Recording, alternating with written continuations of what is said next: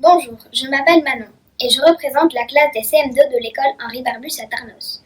Je vais vous lire un extrait du livre Charlie et la chocolaterie écrit par Roald Dahl. Dans la vie, j'aime l'équitation et les loisirs créatifs. Je suis une personne très curieuse, mais je ne suis pas aussi têtue que Violette, le personnage que vous allez retrouver dans mon extrait. Il me faut cette gomme, dit Violette avec obstination. Ce n'est pas une bêtise. Il vaudra mieux que tu ne la prennes pas, dit avec douceur Monsieur Wonka. Vois-tu, elle n'est pas encore tout à fait au point.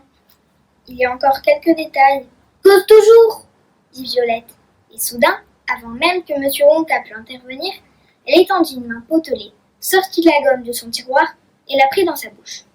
Et aussitôt, ses larges mâchoires bien entraînées se mirent à travailler comme une paire de tenailles. Arrête, dit Monsieur Wonka.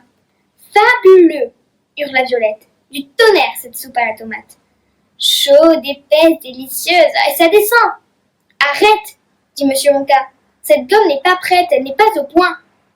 Mais si, dit Violette. Elle fonctionne à merveille. Oh mon Dieu, quelle bonne soupe. Recrache-la, dit Monsieur Wonka. Ça change, hurla Violette tout en mastiquant avec un large sourire. Du roast-beef. Oh, comme il est tendre et succulent. Et ces patates, elles ont la peau croustillante. Puis à l'intérieur, il y a du beurre. Comme c'est intéressant, Violette, dit Madame Beauregard. Tu es une fille sensée, vraiment. Vas-y, ma fille, dit Monsieur Beauregard. Continue, mon lapin. C'est un grand jour pour les Beauregard. Notre petite fille est la première au monde à manger un repas chewing-gum. Tous les regards étaient fixés sur Violette Beauregard en train de mâcher cette gomme extraordinaire. Le petit Charlie était comme hypnotisé par le spectacle de ses lèvres épaisses et mobiles qui s'ouvraient et se refermaient. À ses côtés, Grand-papa Joe paraissait également fasciné.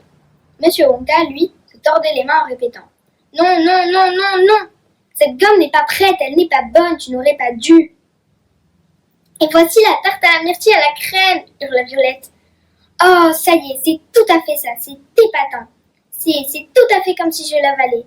Comme si j'avalais de bonnes cuillerées de la plus merveilleuse tarte aux myrtilles du monde. »« Ciel, ma fille !» s'écria soudain Madame Beauregard, les yeux posés sur Violette. « Qu'est-ce qui arrive à ton nez ?»« Oh, tais-toi, mère, et laisse-moi finir, » dit Violette. « Il vire au bleu !» hurla Madame Beauregard. « Ton nez devient bleu comme une myrtille. »« Ta mère a raison, » hurla à son tour Monsieur Beauregard. « Tu as le nez tout violet. »« Que voulez-vous dire ?» dit Violette sans cesser de mastiquer. « Tes joues !»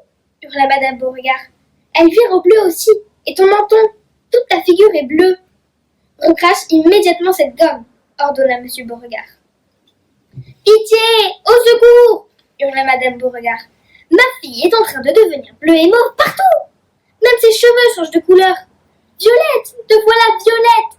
Qu'est-ce qu'il t'arrive ?»« Je t'avais bien dit qu'elle n'était pas au point, » soupira Monsieur Wonka en secouant tristement la tête.